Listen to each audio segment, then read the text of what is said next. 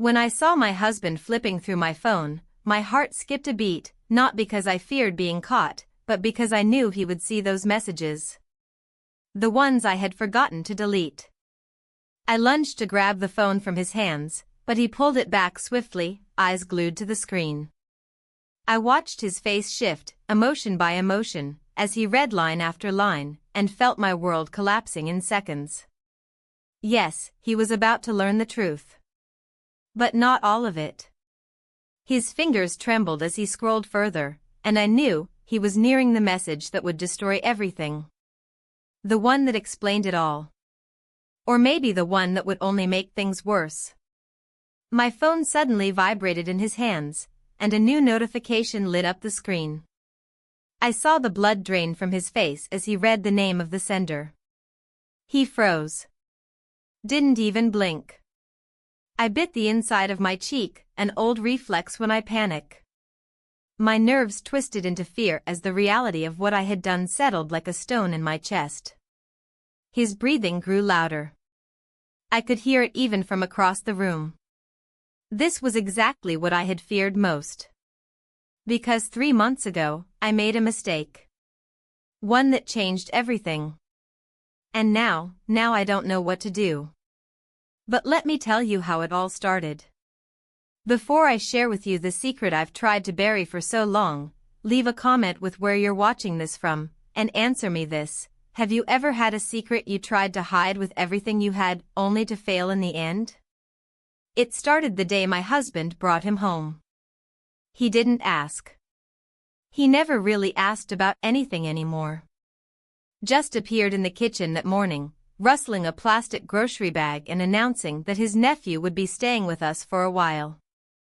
Just until he finds a place, he said, pouring coffee into his chipped mug as if this was normal. He's starting college in the city, and you know how expensive dorms are. I nodded, my eyes tracing the rim of my own mug. I didn't argue. What was the point? A few hours later, he arrived. Backpack slung over one shoulder, another bag in hand, wearing that half-grown kind of awkwardness that young men have before adulthood properly settles on them. He smiled politely, called me ma'am before I corrected him, and I caught the way his eyes dropped to the floor the moment I looked at him too long. He didn't look like a threat. But something felt off. Or maybe it was just me. We set him up in the guest room across from ours. He was quiet, polite, always offering to help. He called my husband uncle, and he called me by name. But in those first days, I began to notice little things. Glances that lingered half a second too long. Pauses when I walked into the room. That charged silence when we passed each other in the hallway. I tried to ignore it. Dismiss it as nerves, as him adjusting to a new space. But the tension wasn't one-sided, and I knew it. I hated that I noticed. Hated even more how it made me feel. The second night, I woke up to the sound of footsteps. Not loud, just the soft tap of bare feet across the hallway tile. I thought maybe it was my husband going to the kitchen, but when I opened my eyes, he was still beside me, snoring lightly. I lay still, holding my breath. The steps stopped outside our bedroom door. Then nothing. Just silence. In the morning, I said nothing. I busied myself with the dishes, the laundry, anything that could help me drown out the fact that I'd spent most of the night half awake, hyper-aware of the movement on the other side of that door. He came into the kitchen later, rubbing the sleep from his eyes, wearing a faded t-shirt and athletic shorts that revealed the sharp lines of youth. I tried not to look. Tried not to let my eyes linger the way his did. "Morning," he said, his voice lower than I expected. I murmured something in return and turned my back to him, focusing on the sink. But I could feel his presence behind me. Feel the air shift, like gravity tilting just slightly in his direction. That evening, we sat together for dinner, my husband, oblivious as usual, talking about insurance paperwork and water bills. I passed the salt, nodded when appropriate, kept my smile in place. But I could feel the tension stretch like a tightrope between me and the boy across the table. And I hated that part of me was walking it. The following day, I was folding laundry in the bedroom when I caught myself holding one of his shirts a little too long. It smelled like him, clean, with a trace of something youthful and unfiltered. I threw it into the basket and stepped away, disgusted with myself. That night, my husband and I got into bed without speaking. I lay on my side, staring at the wall, listening again to those same soft footsteps outside our door. They paused. Then faded away. Something had shifted in the house. The kind of shift that doesn't make noise, but you feel it in your bones. I started dressing differently. Not overtly, but I chose the softer fabrics. The ones that clung a little more. I told myself it was coincidence. The next afternoon, I found myself alone in the kitchen with him again. I reached up to grab something from the top shelf, and he stood behind me, closer than necessary. I froze. "You need help?" he asked. I lowered my arms slowly, not turning around. "No," I said. "I've got it." But my breath told a different story. My hands trembled slightly as I set the jar down. I didn't need a mirror to know my face was flushed. I walked away. That night, my husband lay beside me, oblivious, while my mind raced. I stared into the darkness and wondered how something could unravel so slowly, and yet feel so fast. The days blurred. Every interaction became another stone added to the pile of tension in my chest. He started cooking breakfast sometimes. Once, he brought me a cup of tea before I'd even gotten out of bed. I told him not to do that again. He apologized, but I saw the flicker of something else behind his eyes. He didn't mean it. I tried to be colder. I avoided rooms he was in. I turned my back to him in the hallway. But the harder I tried, the more it felt like trying to outrun my own reflection. The final moment of that week was simple. I walked past the bathroom. The door was cracked open. He was inside, shirtless, brushing his teeth. Our eyes met in the mirror. Neither of us looked away. I kept walking. But I carried that look with me like a second skin. I didn't tell anyone. Not my husband. Not my friend over coffee. Not even myself, in the privacy of my own thoughts. But something had started. Something small and quiet and dangerous. And I had no idea how to stop it. It was early morning when I walked into the garden and found him already there. Kneeling by the flower beds, his hands covered in soil, eyes squinting slightly against the rising sun. I hesitated at the doorway for a moment, holding the mug of coffee I had made for myself, then stepped outside like it was the most ordinary thing to do. He looked up, brushing dirt from his palms, and said something about the weeds taking over. I nodded and mumbled something back, but my focus wasn't on the plants. It was on the way he moved. The ease with which he belonged here now, as if he had always lived in this house, always stood in this garden in the dawn light. My husband was still asleep upstairs. He had stayed up late watching some old documentary and barely responded when I said goodnight. I didn't mind. I liked the silence this morning offered. I sat down on the bench near the lilac bush and sipped my coffee. He came over and sat at the edge, careful to leave space between us. We didn't speak for a while. Just sat. I could feel the warmth from his body even without touching. That strange, silent charge again. It had become a quiet companion now, one I didn't try to shake off. Then he said it. "You're beautiful in the mornings." I didn't respond immediately. The words didn't come out flirtatious or bold. They were soft. Simple. Like a fact. Like the weather.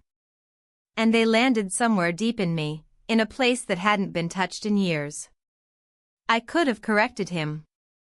Could have brushed it off with a joke or pretended not to hear.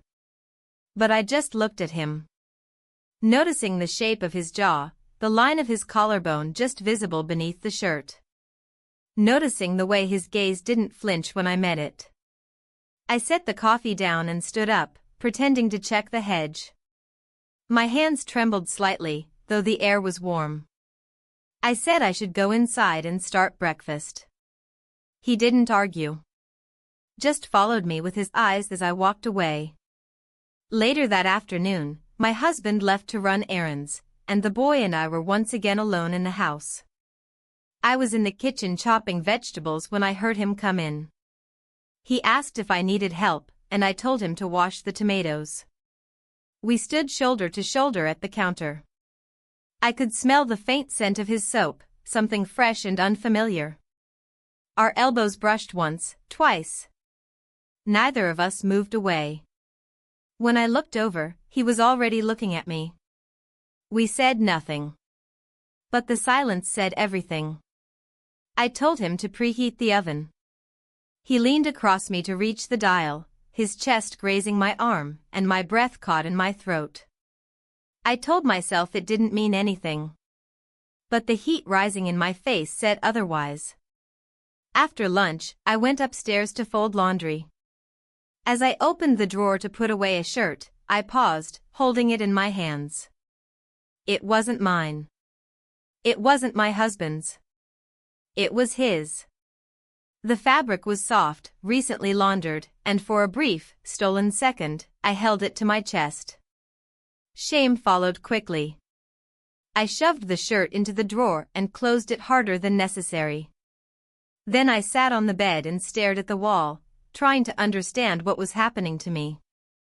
I wasn't naive. I wasn't a fool. I knew exactly what this was becoming. I just didn't know how to stop it.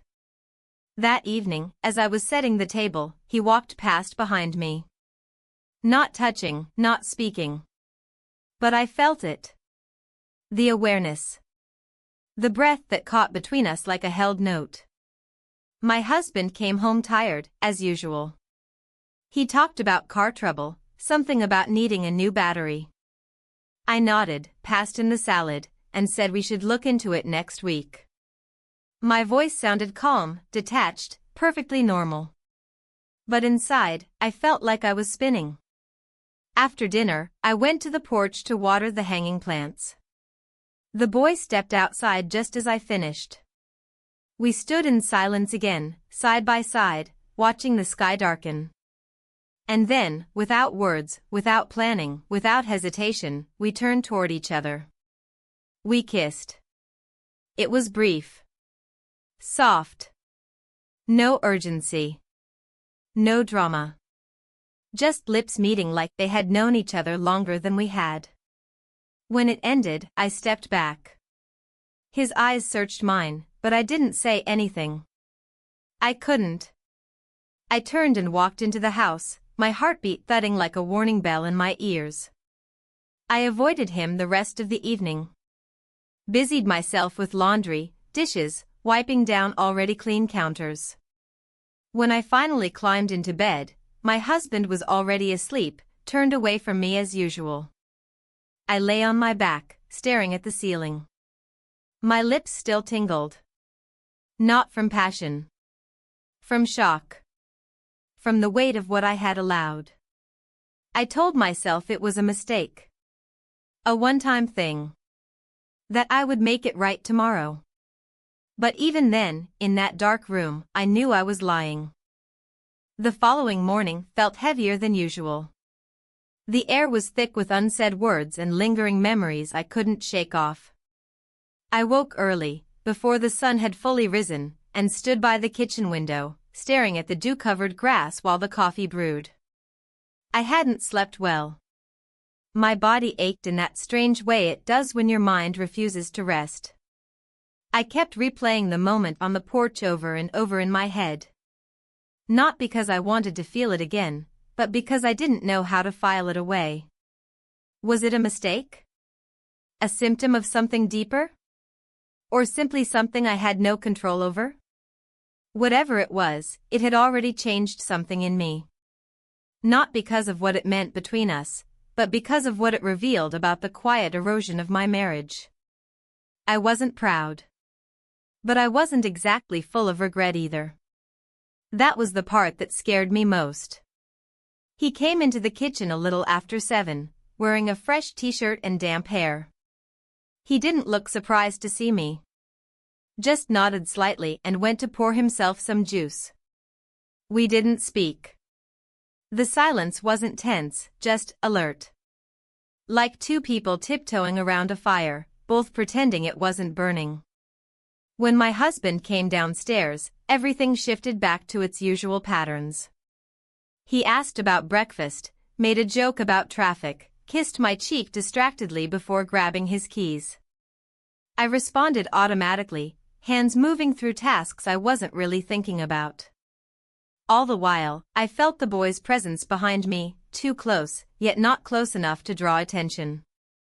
After my husband left, I lingered in the kitchen longer than necessary, wiping down the same section of counter twice. I was hoping he would leave the room, and also hoping he wouldn't. Eventually, he did.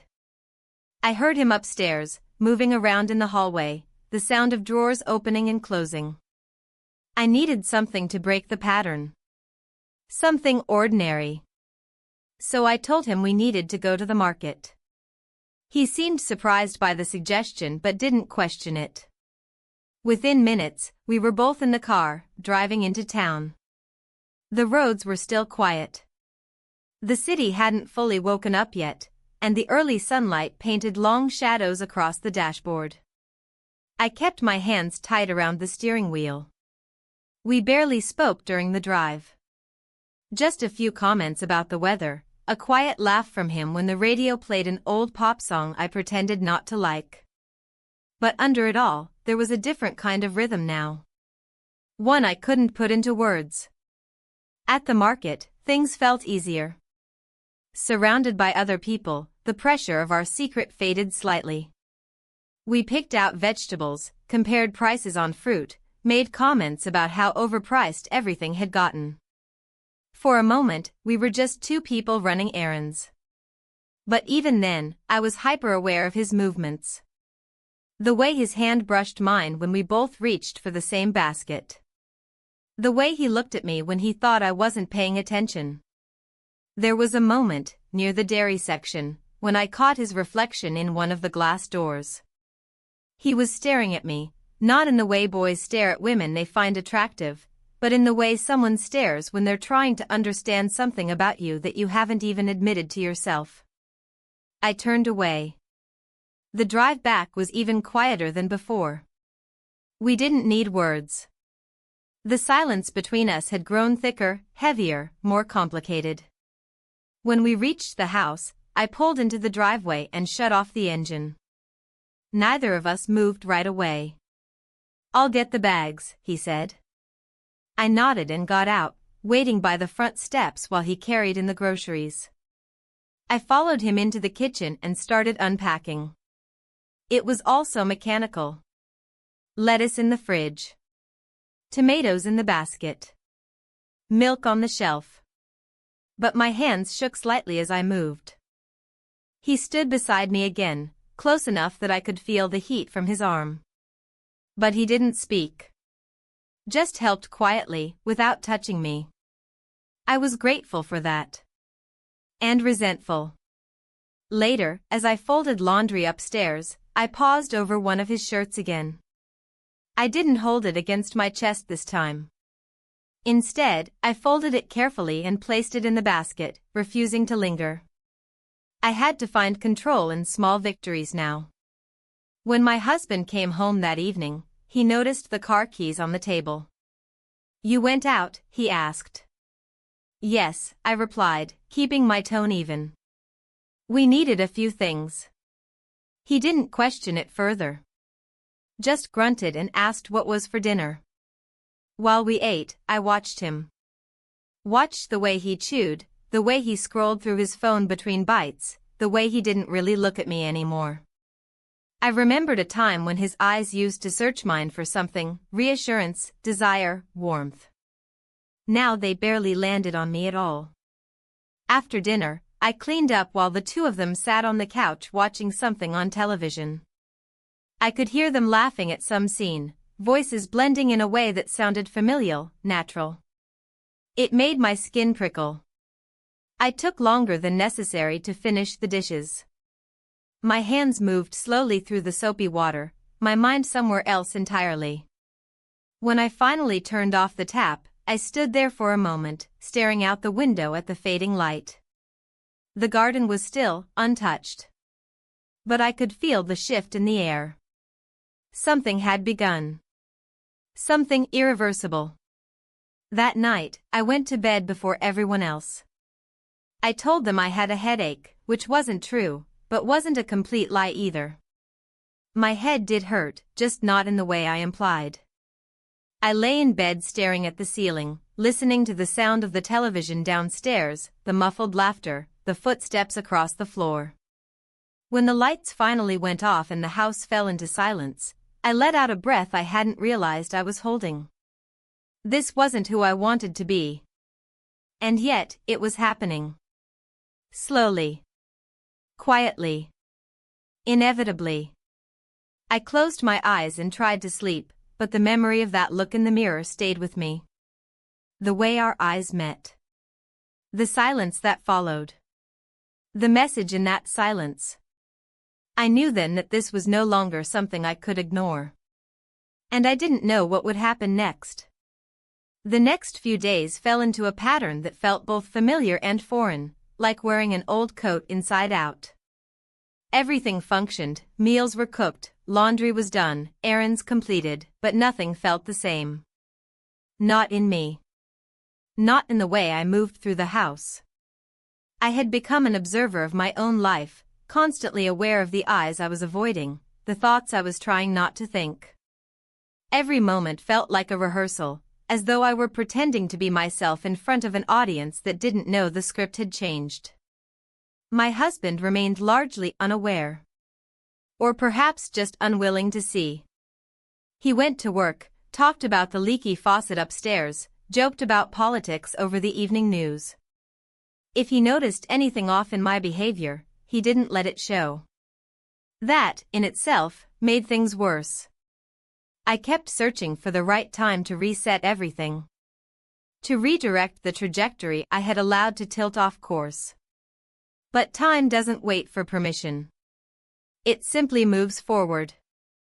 That Thursday, I found myself alone in the kitchen again. I was kneeling on the floor, organizing the bottom shelf of the pantry, when I heard the bathroom door creak open upstairs. Moments later, the sound of his footsteps came down the hallway. I kept my head low, hoping he'd pass by, but instead he walked into the kitchen, barefoot, shirtless, a towel slung over his shoulder. He paused when he saw me. "Oh," he said, not moving. I stood slowly, brushing off my hands, and reached for a jar of pasta. I could feel his eyes on my back, the silence between us expanding with every passing second.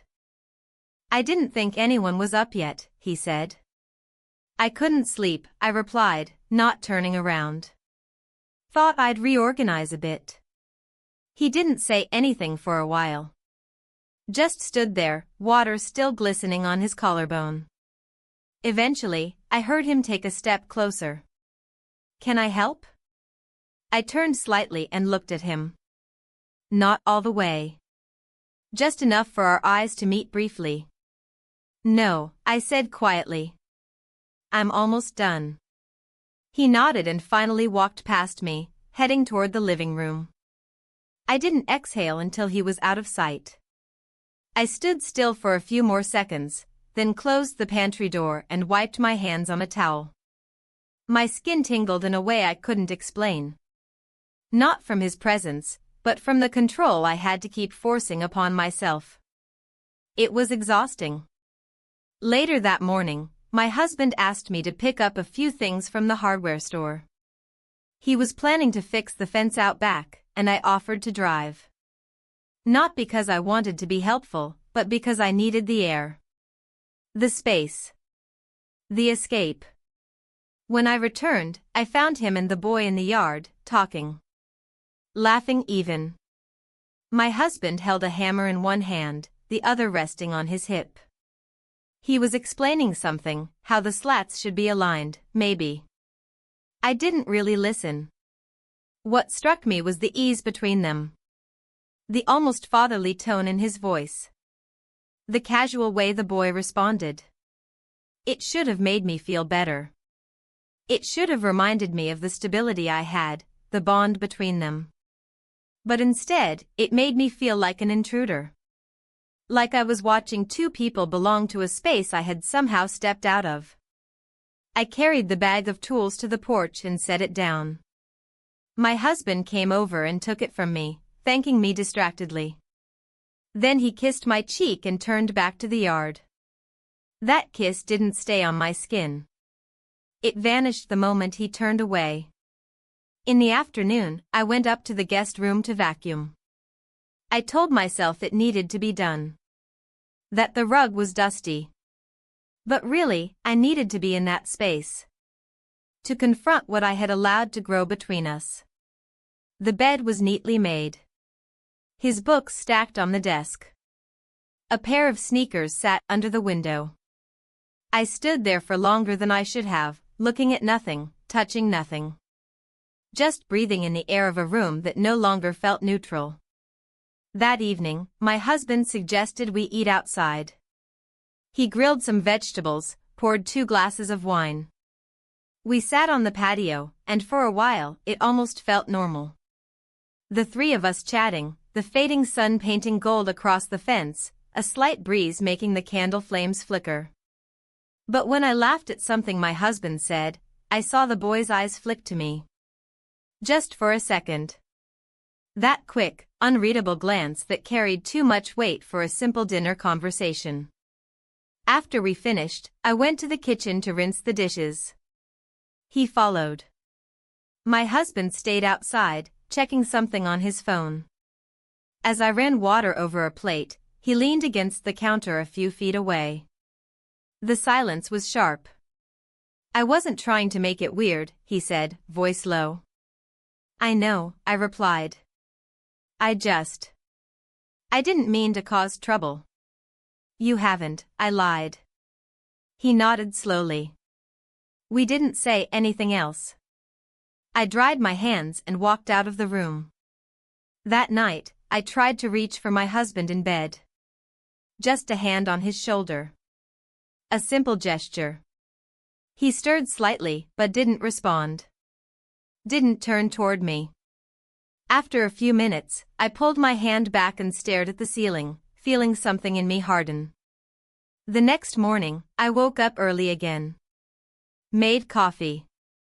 Sat alone in the garden while the dew soaked into the hem of my robe. Nothing had happened. Not really. Not in the way people define action. But everything had shifted. And I didn't know how much longer I could pretend it hadn't. There was something unusually quiet about the morning. Not the peaceful kind of quiet that comes with calm, but the hollow kind that follows something you can't name. I woke before anyone else again, not because I needed to, but because I couldn't sleep. The house felt different lately, like every room had learned to hold its breath. I walked barefoot through the hallway, stopping by the kitchen window where the first light spilled across the countertop. The boy had started leaving earlier, sometimes for a run, sometimes to read in the backyard. I never asked. I wasn't sure if I could stand knowing if his absence was because of me, or despite me. That morning, though, he was there. Sitting on the back steps with a mug in hand. He wasn't looking at anything in particular. Just breathing in the cool air, like he was trying to remind himself of where he was. I poured myself a cup of coffee and stood silently for a while. Eventually, I stepped outside and joined him, careful to sit at the opposite end of the steps. He glanced at me and gave a small nod. We didn't speak. I had long stopped expecting us to. It was strange, how something that hadn't fully formed could already feel so heavy. After a few minutes, he got up and left without saying a word. I didn't watch him go. I stared at the chipped edge of the wooden step instead, running my finger over the crack like it might offer answers I couldn't find on my own. That day passed slowly. My husband had taken the car in for service, and I stayed behind to catch up on things that didn't matter. I folded towels I had already folded yesterday. Rearranged books that didn't need rearranging. Scrubbed the sink twice. Anything to avoid stillness. By the afternoon, the sun had turned too warm. I moved through the rooms like a ghost, restless and uncertain. It wasn't until I walked past the guest room and saw the door cracked open that I stopped. Not wide. Just enough. Enough to remind me he was there. I hesitated. Then stepped inside. He was lying on the bed, reading, one hand behind his head. He didn't startle. Didn't shift. Just looked at me as if he had expected this. I stood by the bookshelf, pretending to be interested in a photo frame I'd forgotten was even there. It held a picture of a beach we had never visited. Something I'd bought at a yard sale years ago because I thought it made the room feel more complete. I said something about the weather. About how the house gets too warm in the afternoon. He nodded. That was all. I turned to leave, but my hand grazed the doorframe as I did, and he was already standing before I could even make sense of how fast he moved.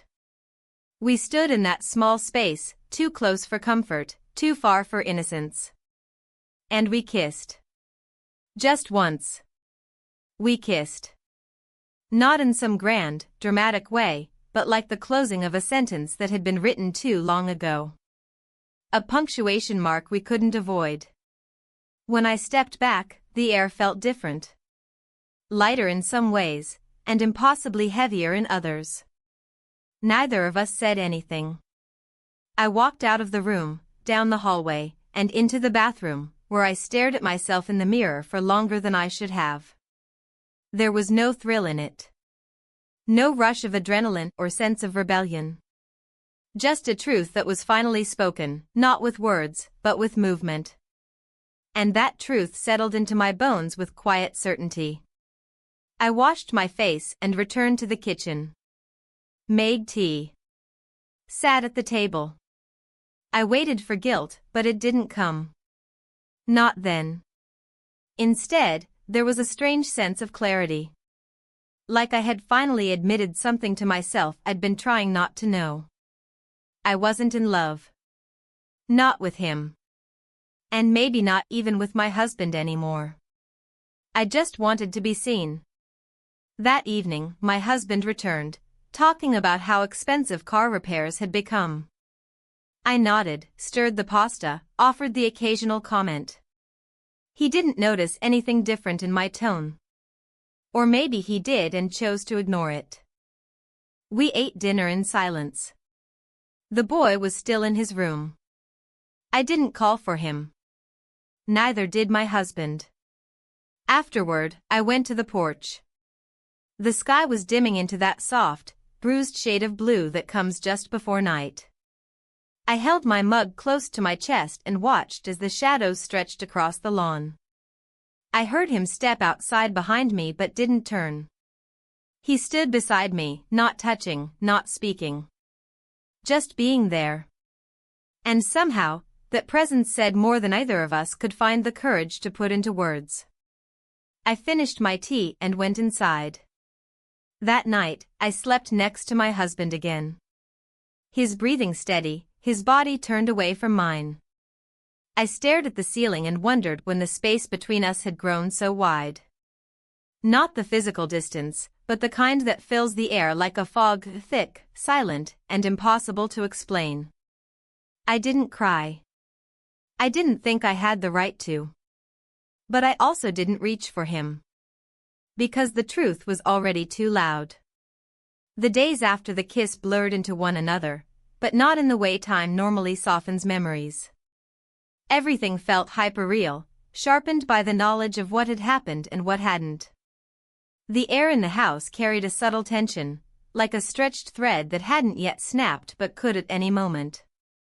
I moved carefully through routines, speaking when necessary, avoiding eye contact when I could, and waiting, though I wasn't sure for what. I noticed my husband watching me more than usual. Not directly, never in a confrontational way, but with a kind of quiet suspicion. Like he couldn't quite place the difference, but felt it all the same. He didn't ask questions, and I didn't offer explanations. But the silence between us had changed shape. It was no longer passive. It had a pulse now. One evening, while we were cleaning up after dinner, he looked at me from across the sink. "You've been distant lately," he said. I dried a plate slowly. "Have I?" He didn't respond right away. Just kept rinsing. I notice things. Maybe I don't say them out loud, but I notice. I wanted to tell him something honest. Not the whole truth, not yet, but something real. Instead, I said, "I've just been tired. That's all." He accepted it. Or pretended to. Either way, the subject didn't come up again that night. But I knew the seed had been planted. The next morning, I caught the boy in the hallway as I came out of the bedroom. He paused, halfway to the stairs, and for a second we stood there, frozen by the weight of that shared memory. I expected him to say something. I expected myself to say something. But neither of us did. I stepped aside, letting him pass, and we continued our day as if nothing had ever happened. That was the hardest part. The pretending. Later that week, the three of us went to the store together, a decision that felt forced, but necessary. My husband had suggested we all get out of the house for a bit, and I agreed before I had time to consider how strange that would feel. We walked through aisles of home improvement supplies, discussing paint colors and garden tools, making small talk as if we were just another family running errands. At one point, I noticed the boy trailing behind, quieter than usual. I glanced back and caught him watching us, watching me. Our eyes met for only a second, but it was enough to remind me that none of this was normal. That we were performing roles, even now, under fluorescent lights and casual conversation. On the way home, my husband drove. I sat in the passenger seat, staring out the window, trying to anchor myself in something real. The boy sat in the back, silent. That night, I couldn't sleep. I walked into the living room and sat on the couch, knees pulled to my chest, wrapped in a blanket. The clock ticked quietly. Outside, the wind rustled the trees. I wasn't waiting for anyone. I wasn't even sure why I was there. I just knew that the walls of the bedroom had started to feel too close. I heard soft footsteps a few minutes later. He stood at the edge of the hallway, hesitating. "You couldn't sleep either?" he asked. I shook my head. He didn't move closer. Just leaned against the wall, arms crossed, eyes tired but alert. I wished he would say something. Something definitive. Something that would let me off the hook from having to decide what happened next. But he didn't. And I couldn't stay there. So I got up and went back to the bedroom. Slid under the sheets beside a husband who didn't stir. Who hadn't noticed I was gone. Or had, and chose not to care. The following afternoon, while I was folding laundry, I overheard the boy on the phone in the guest room. I couldn't hear the words, just the tone. It was light. Easy. He was laughing. And I realized, with a sudden stab of something I didn't want to name, that his life was still moving forward. That maybe what had happened between us had meant less to him than it had to me. Or maybe he had just learned to manage the weight of it better. Either way, I felt foolish. And angry with myself for letting it matter that much. That evening, the neighbor stopped by. She stood at the fence, talking about weather and flowers and small things. But as I turned to go, she added, "He's a good-looking boy, that one. Grown up a lot, hasn't he?" There was something behind her voice. A glance too long. A smile too practiced. I nodded politely and walked away, my heart pounding harder than it should have. That comment followed me into the house, into the kitchen, into the moment when I opened the fridge and realized I had no idea what I was looking for. I stood there for a long time before closing the door and sitting down at the table. I felt exposed. Later, when my husband mentioned the neighbor had waved to him that morning, I looked up too quickly. He didn't notice. Or he pretended not to. Either way, I knew that the space for secrets was shrinking. That night, while I brushed my teeth, I looked at myself in the mirror and tried to see what others might. What he saw. What the boy had seen. What my husband maybe still saw and no longer knew how to say. I didn't find answers. Only questions I wasn't ready to ask out loud. When I lay down beside him, I closed my eyes and tried to imagine a different version of my life. One where things hadn't drifted so far apart. One where I hadn't let myself step into something I couldn't undo. But even in that version, I couldn't quite picture how I got back. And I think that was the moment I understood. There might not be a way. The sky was darkening earlier than usual. Clouds hung low, swollen with the weight of an approaching storm. I stood at the window, staring out at the street, watching the wind push tree branches back and forth like restless hands. The stillness inside the house felt like a fragile shell, one that might shatter at the slightest noise. My husband had left earlier in the afternoon for an overnight work trip, a last-minute assignment, something to do with a supplier meeting 2 towns over. He hadn't seemed eager to go, but he didn't hesitate either. Just packed a small bag and kissed my cheek at the door, like he always did, though the gesture felt colder than usual. Lighter. Like a habit slowly losing its weight. After he left, I spent the first hour tidying unnecessarily. Folding towels that didn't need folding. Reorganizing the drawer under the sink. Checking expiration dates in the pantry. Anything to stay in motion, to keep my thoughts from catching up with me. Outside, the wind began to pick up, and the first fat drops of rain hit the windows. I turned off the kitchen light and stood by the back door, staring into the garden. The trees swayed, and the sound of thunder rolled in the distance. I didn't check the weather, but I knew it would be a long night. He came downstairs just after sunset. I heard his steps, slow, hesitant, like he wasn't sure if he should even be moving around at that hour. I didn't turn when he entered the kitchen, but I felt his presence behind me, felt the shift in the air as he stood just far enough to be polite and just close enough to be noticed. He didn't say anything. Neither did I. We stood like that for a minute or two, silently, surrounded by the sound of rain against glass. Then I walked away from the door, past him, and sat at the table. He followed, quietly. Took the seat across from me. There were no distractions left. No husband in the other room, no television humming in the background, no chores to bury ourselves in. Only the sound of rain and the quiet ache of 2 people who had long since crossed a line and didn't know how to redraw it. I wanted to ask him how he felt.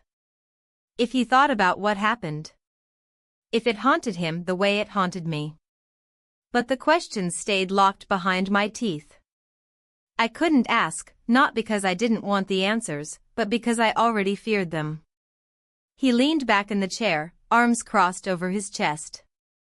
The candlelight flickered, throwing shadows across his face. I caught myself staring. Then looked away. "You okay?" he asked, softly. I nodded, not meeting his eyes. "Just tired." He didn't push. Just nodded in return and stood up, walked to the sink, poured himself a glass of water. His movements were deliberate, careful. As if he, too, was afraid of doing anything that might make the silence crack. After a moment, he returned to the table and sat again. I heard the thunder grow louder, closer. The lights flickered once, then went out completely. We sat there in the sudden darkness, lit only by the dull orange flame of the candle between us. I could hear my breath. Could feel my heart beating in my throat. "I guess the storm got worse," he said. "Yeah," I replied. My voice sounded distant even to me. The silence returned. Deeper now. Thicker. And in that moment, something gave way, not loudly, not violently, but softly, like a string that had been pulled too tight for too long and finally surrendered. We didn't plan it. We didn't speak. We just moved. We spent the night together. Not in a flurry of passion or whispered promises, but in quiet, inevitable surrender. Two people pushed into the same corner by things neither of us knew how to name. A moment that didn't ask for justification because we had already exhausted every defense we had. The house was still and dark. The storm outside roared on. And inside, we collapsed into the only truth we could no longer avoid. When I woke the next morning, the power had returned. Light seeped through the blinds, pale and indifferent. The world outside had moved on, as it always did. The leaves were wet, the streets clean. Everything had been washed. I lay still, eyes open, heart heavy. He wasn't in the room. I heard movement downstairs, the sound of water running, the soft scrape of a chair. I sat up slowly, pulling the blanket around my shoulders, unsure what to do next. Unsure of anything at all. Eventually, I walked downstairs. He was in the kitchen, back to me, making coffee. He didn't turn when I entered. Just said, "It's almost ready," in a voice too casual to match the weight between us. I sat at the table. Watched him pour 2 mugs. He placed one in front of me, then took his seat, eyes lowered. We drank in silence. I don't know what I expected. An apology? A question? Some kind of reckoning? But there was none. Just coffee and silence and the quiet understanding that something had changed, something that couldn't be undone. Later that day, my husband called to say he'd be home in a few hours. I kept my voice steady. Told him the storm had knocked out the power. Told him the groceries were fine. Told him I missed him. He said he'd bring dinner home. When I hung up, I stared at the phone for a long time, the weight of every choice I'd made pressing down like lead in my chest. I didn't cry. I didn't speak. I just stood there, holding the receiver, and wondered how long I could keep pretending this house was still a home. The hours after that morning moved slowly, as if time itself had thickened in the air. I moved through the house like I didn't belong to it anymore, like I was borrowing someone else's life and trying not to leave fingerprints. The rooms looked the same, but something in the atmosphere had changed. The furniture seemed too still. The light felt colder. Even the ticking of the hallway clock sounded sharper, more judgmental. He kept his distance. After breakfast, he disappeared upstairs. I didn't follow. I stayed downstairs, wiping clean counters that were already clean, checking windows that were already closed, folding the blanket on the back of the sofa a little too perfectly. Everything felt fragile, my thoughts, my balance, the illusion that I could control the next moment. By the time my husband walked through the door that afternoon, the sun had broken through the clouds. The storm had passed, leaving behind that deceptive stillness that follows a downpour.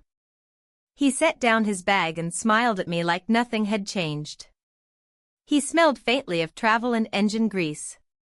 Familiar, solid, unshaken. "I brought Thai," he said, lifting the takeout bag.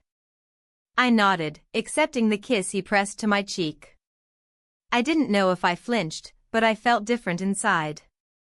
Not because I didn't want his touch, but because I didn't know how to receive it anymore. My body had become too many contradictions to offer anything sincere. He unpacked the food, humming under his breath. I joined him in the kitchen, setting plates on the table like everything was fine. Like I was fine. Like I hadn't spent the night erasing lines I could never redraw. The boy came downstairs just before we sat. His expression was composed, neutral. Maybe even a little too practiced. He greeted my husband normally, offered a small smile, made a joke about the power going out. My husband laughed and asked if everything had held up okay. Yeah, the boy said, meeting my eyes only briefly. All good. I sat across from both of them during dinner, trying to follow the conversation, trying to match their energy. My husband talked about road detours, construction delays, a colleague who had slept through the morning presentation. He laughed. I laughed with him. The boy nodded and chimed in when expected. None of us broke character. But beneath the words and shared glances, I could feel the current. A thin electric wire stretching under the table, connecting me to a truth I couldn't say out loud. Every clink of the fork against ceramic, every misplaced silence, felt like a thread unraveling just slightly faster than I could stitch it back. After dinner, my husband offered to take the trash out. I watched him walk down the hallway, humming again, his body relaxed. As soon as he disappeared behind the door, I turned to the boy. Neither of us spoke. We didn't need to. The look between us carried everything that words would have ruined. He stood first. Walked out of the room without a sound. I sat there, listening to the creak of the trash bin lid, the scrape of the back door opening and closing. My husband returned, sat next to me, and put his arm across the back of my chair. It felt like a memory of comfort, not the thing itself. Did you miss me? He asked playfully. I smiled. Of course. We watched TV together for an hour. He laughed at the sitcom. I smiled where appropriate. But I didn't see the screen. I didn't register the plot or the actors or the commercials. My thoughts were somewhere else entirely, spiraling between memory, decision, and guilt. When it was finally time for bed, he stretched and stood. You coming? He asked. In a bit, I replied. Just need to finish something. He kissed my forehead and walked away. A moment later, I heard water running in the bathroom upstairs. I stayed seated on the couch, staring at the flickering images on the television I wasn't watching. The boy was somewhere in the house, but the walls between us felt heavier now. Like we both understood that what had happened could not happen again, and that the cost of last night was still undefined. Eventually, I turned off the lights and went to the bedroom. My husband was already asleep, breathing softly, one arm thrown over the pillow beside him. I stood in the doorway for a few seconds longer than I should have, then slipped quietly into bed, careful not to disturb anything. I closed my eyes, but sleep wouldn't come. The next morning, I woke early again. The house was silent. I stepped into the hallway barefoot, the floor cool beneath my feet. As I passed the guest room, I paused for a beat. The door was ajar. I didn't look inside. I just kept walking. In the kitchen, the sun was just beginning to break through the window. I stood at the sink and poured a glass of water, watching the light stretch across the counter like it was trying to find something to illuminate. Behind me, I heard footsteps. It was him. He stood in the doorway, silent, hands in his pockets. We looked at each other, both unsure of what to say. Good morning, I said, finally. Morning, he replied. He walked to the fridge, took out the milk, poured himself a glass, then leaned against the counter. The silence that followed wasn't hostile, but it wasn't comfortable either. It was full of everything we weren't saying. About the other night, he began, but I stopped him with a shake of my head. I know, I said. He looked away, then back again. I'm sorry. I know, I repeated, softer this time. And that was all we said.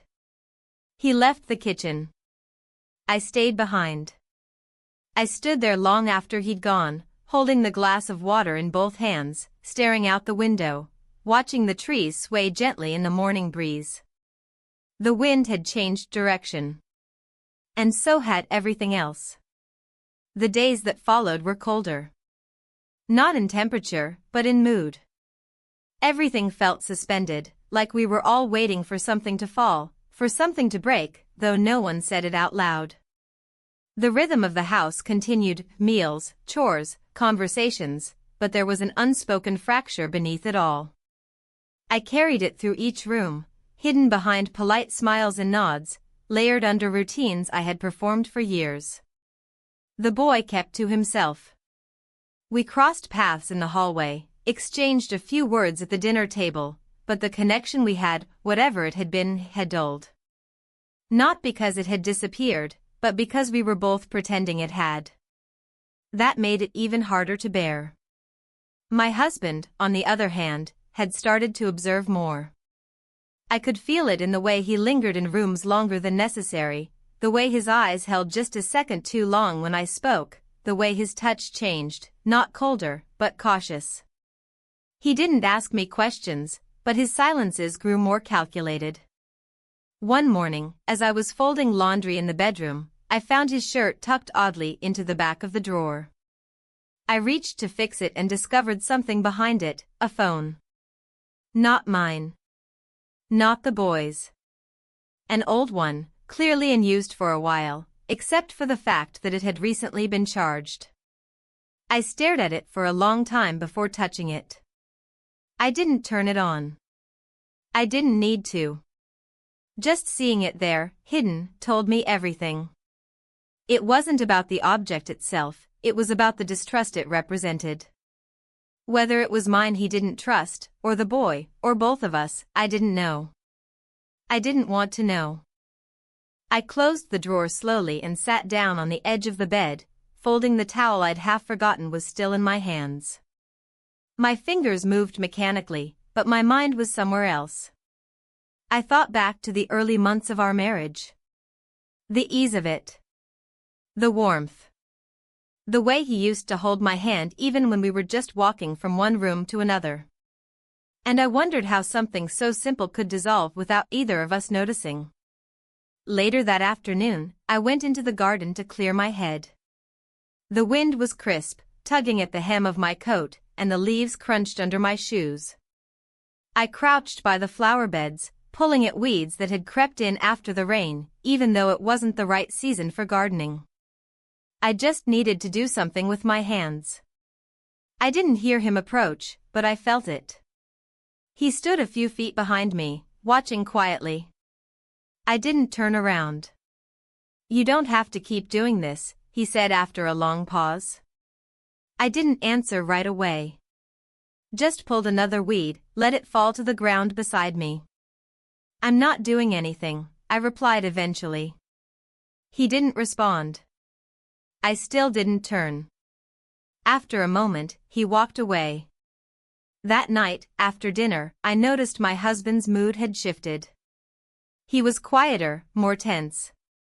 He barely touched his food, and when I asked if he was okay, he said he was just tired. But his eyes didn't match his voice. I knew something was coming. I could feel it in my bones. The next morning, it arrived. I was in the kitchen when I heard his voice, firmer than usual. "Can I talk to you for a second?" I turned, wiping my hands on a towel, and followed him into the living room. He stood by the window, arms crossed, not looking at me. "I need to ask you something," he said. "And I need you to be honest." I didn't answer. Just waited. "Is there something going on between you and him?" His voice didn't tremble. It was flat. Controlled. My breath caught. My throat tightened. I felt every beat of my heart echo inside my chest. No, I said, and the word came out quieter than I meant. He turned to look at me, his expression unreadable. I saw the way he looks at you, he said. And I've seen the way you look back. I didn't reply. I don't want to believe it, he continued, but something's changed. You've changed. Still, I said nothing. The silence stretched between us until it became unbearable. He sighed, rubbed his temples, and sat down on the edge of the couch. I don't want to fight, he said. But I can't pretend I don't feel it anymore. I stood there, frozen in place, unable to give him the lie he wanted or the truth he feared. Eventually, he looked up at me. Just tell me, he said. Is it real? And I broke. I don't know, I whispered. I don't know what any of it is anymore. He didn't yell. Didn't cry. Just nodded slowly and looked down at the floor. Okay, he said. Okay. That evening, the boy came downstairs to eat, but the three of us didn't speak much. The air in the house had grown thick, stifling. Every sound felt amplified. Every silence weighed more than it should. After dinner, my husband left the table and went upstairs without a word. I stayed behind, clearing plates with trembling hands. The boy reached to help, but I shook my head. I've got it, I said. He stepped back and left the room. I finished cleaning and turned off the lights. Sat at the kitchen table long after the house had gone still. I traced the rim of my glass with my fingertip, again and again, until I could no longer feel anything but the cold. When I finally went to bed, my husband was awake, lying on his side, facing the wall. I got in without saying a word. And neither did he. We lay like that, side by side but separated by miles, each of us listening to the silence we had created. The days that followed were painfully quiet. Our home, once filled with casual noise, dishes clinking, doors opening and closing, footsteps on the stairs, became hushed in a way that felt unnatural. Not peaceful, not settled. Just muted, like something heavy had been laid over the walls and floors. We all moved more cautiously. Even the boy, who once padded confidently down the hall in socks and hummed to himself while fixing breakfast, had adopted a stillness that mirrored ours. I woke each morning before the sun and wandered from room to room with no clear purpose. I wasn't looking for anything. I just couldn't lie still. The bedroom was no longer a place of rest. My husband slept facing away from me now. He didn't touch me. Didn't speak to me unless necessary. But he also didn't leave. That was the part one hadn't prepared for, the staying. The silent choosing to remain. One morning, I stood by the window in the kitchen and watched him raking leaves in the yard. His movements were precise, methodical, like someone who needed something to focus on. The boy passed by once, walking slowly with a book under his arm, and nodded to my husband. There was no tension in the exchange, but no warmth either. Just mutual avoidance. Inside, I resumed cleaning even though the house was already spotless. The towels were folded. The counters wiped. Every drawer was organized. But I kept finding things to do, as if I could scrub away the memory of what I had done. That afternoon, I found the boy's suitcase by the door. It wasn't zipped yet, but it was mostly packed. I stood there for several seconds before backing away slowly, like stepping around a sleeping animal I didn't want to wake. He didn't tell me he was leaving, but the message was clear. Whatever remained between us had reached its conclusion, not with confrontation, but with silence. Later, I found him sitting in the guest room, staring at the half-filled bag. The room looked the same, but its energy had changed. He didn't look up when I entered. I didn't move closer. I didn't think I'd be here long anyway, he said after a while, his voice low, almost apologetic. I nodded slowly. It was always temporary. "I guess we all knew that," he said, and this time he did look at me. His face was calm, but his eyes held something tired. Not angry. Not sad.